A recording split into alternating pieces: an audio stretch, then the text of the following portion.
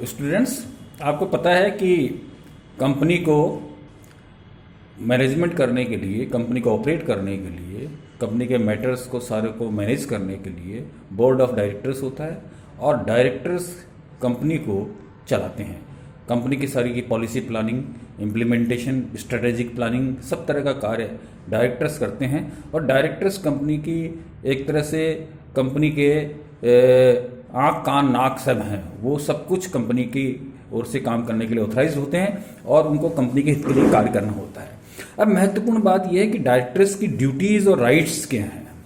तो सबसे पहले मैं आपको डिस्कस करना चाहूँगा कि डायरेक्टर्स को कंपनी लॉ की शेड्यूल 4 के जितने भी प्रोविजंस हैं उन सब का कंप्लाइंस करना पड़ता है। शेड्यूल 4 के अंदर, कंपनी लॉ के शेड्यूल 4 में डायरेक्टर्स की सारी ड्यूटीज़ अंकित हैं। क्या क्या डायरेक्टर्स की ड्यूटीज़ हैं, डायरेक्टर के कार्य क्या क्या हैं, वो सारी कंप्लाइंस करनी पड़ती है। सेकेंड महत्वपूर्ण बिंदु यह है कि डायरेक्टर को रिम्यूनरेशन क्या पे किया जाता है। तो जहाँ तक डायरेक्टर्स के रेम्यूनरेशन की बात है, डायरेक्टर्स को जितनी भी general meeting, extraordinary meeting, annual general meetings, जितनी भी मीटिंग्स होते हैं उसमें किए जाने वाले खर्चों का रिइंबर्समेंट, उनका पुनर्भरण कंपनी करती है।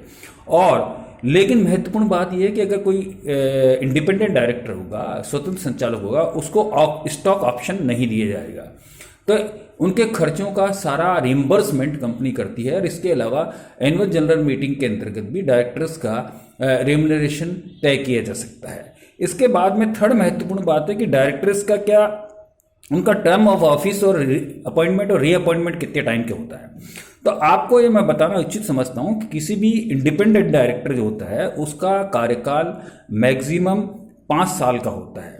और लेकिन बोर्ड ऑफ डायरेक्टर अगर चाहे तो स्पेशल रिजोल्यूशन पास करके, विशेष प्रस्ताव पास करके उसके कार्यकाल को आगे बढ़ा सकता है, 5 साल से भी ज़्यादा बढ़ा सकता है। लेकिन उस रिजोल्यूशन के अंदर उसके अपॉइंटमेंट के लॉजिक देने पड़ेंगे कि किस वजह से उसका रीअपॉइंटमेंट किया जा रहा है। तो मैक्सिमम पीरियड जो होता है डायरेक्टर्स का, इंडिपेंडेंट डायरेक्टर्स का टेन्योर, वो 5 ईयर्स का होता है और 5 ईयर्स के टेन्योर को एक्सटेंड किया जा सकता है बोर्ड ऑफ डायरेक्टर्स के द्वारा इस विशेष रेजोल्यूशन पास करके। अधिकतम कार्यकाल की जो अवधि है, एक जो इंडिपेंडेंट डायरेक्टर होता है उसको 2 टर्म के लिए अपॉइंट किया जा सकता है। 2 टर्म के बाद में इंडिपेंडेंट डायरेक्टर वो उस कंपनी के अंदर दोबारा नहीं बन सकता। 2 टर्म्स हो सकती है, 2 टर्म्स के लिए उसको बनाया जा सकता है। 2 टर्म्स के बाद में, दो अवधि के बाद में उसको किसी भी स्थिति के अंदर इंडिपेंडेंट डायरेक्टर को डायरेक्टर नहीं बनाया जा सकता। थर्ड महत्वपूर्ण यह है कि उसकी लायबिलिटी क्या है, डायरेक्टर्स की क्या क्या लायबिलिटी। डायरेक्टर की महत्वपूर्ण लायबिलिटीज में एक तो सबसे महत्वपूर्ण लायबिलिटी ये है कि बोर्ड ऑफ डायरेक्टर्स के अंदर ने मिलकर जो निर्णय लिए हैं और जो उसकी नॉलेज में है, उसके संज्ञान में है, उस सारे निर्णयों के लिए डायरेक्टर्स जिम्मेदार होते हैं।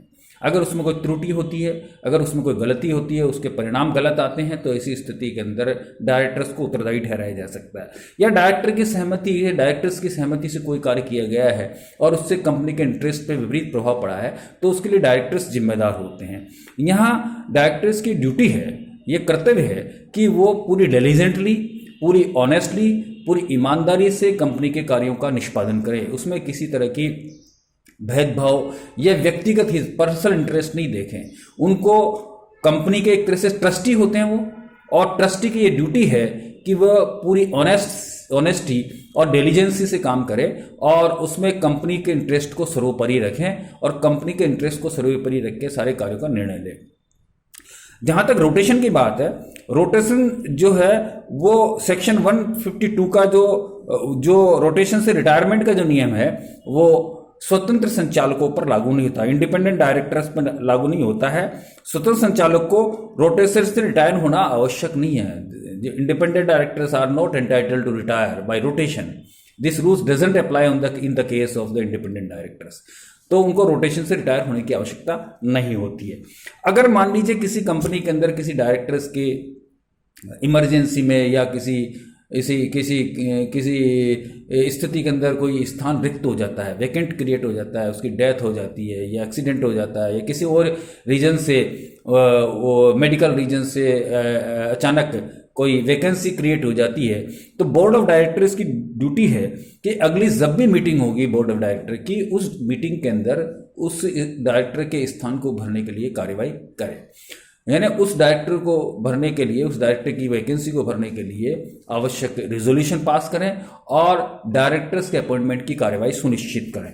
तो ये महत्वपूर्ण रूल्स हैं जो डायरेक्टर्स के बारे में होते हैं। इनके अंदर आपको विशेष रूप से ध्यान रखना चाहिए कि इंडिपेंडेंट डायरेक्टर्स जो होते हैं वो कंपनी लॉ के प्रोविजंस के अनुसार उसका सिलेक्शन किया जाना चाहिए और कंपनी लॉ के प्रोविजंस के अनुसार इंडिपेंडेंट डिसीजन को प्रमोट करने के लिए कंपनी के अंदर निर्णय स्वतंत्र रूप से हो, पक्षपात पूर्ण तरीके से नहीं हो। कंपनी के अंदर चूंकि पैसा आम पब्लिक का लगा हुआ होता है और आम पब्लिक के पैसे का दुरुपयोग नहीं किया जाए, इसलिए कंपनी लॉ में प्रोविजंस किए गए हैं कि इंडिपेंडेंट डायरेक्टर्स का अपॉइंटमेंट, सिलेक्शन उसकी इंटेग्रिटी, उसकी ऑनेस्टी, उसकी डिलीजेंसी के आधार पर किया जाना चाहिए।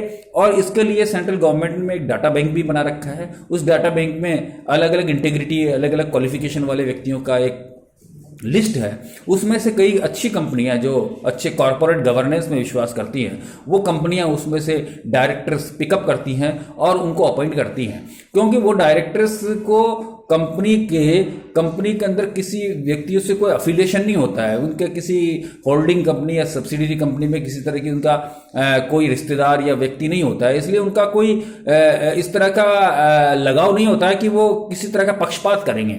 इससे कंपनी के निर्णय की जो प्रोसेस है, डिसीजन मेकिंग की प्रोसेस है, वो बाकायदा ट्रांसपेरेंट होती है और कंपनी पे कॉर्पोरेट गवर्नेंस सुनिश्चित की जा सकती है। इसलिए इंडिपेंडेंट डायरेक्टर्स की नियुक्ति लिस्टेड कंपनियां, जो पब्लिक लिस्टेड कंपनियां होती है, उनको करनी पड़ती है। कंपनी लॉ में प्रोविजन है ताकि पब्लिक मनी, जो कंपनी के अंदर जनता का पैसा लगा हुआ है, आम जनता का, शेयर होल्डर्स का पैसा लगा हुआ है, उसका मिस यूटिलाइजेशन नहीं हो और कंपनी सही रूप से कंपनी लॉ के प्रोविजंस के अनुसार से कार्य कर सके और उनके हितों की सुरक्षा की जा सके। इस तरह के प्रोविजन किए गए हैं। तो इनको आपको जरा कंपनी लॉ के प्रोविजंस को थोड़ा डिटेल में देख लेना चाहिए। ये एग्जाम्स के हिसाब से भी इंपॉर्टेंट है।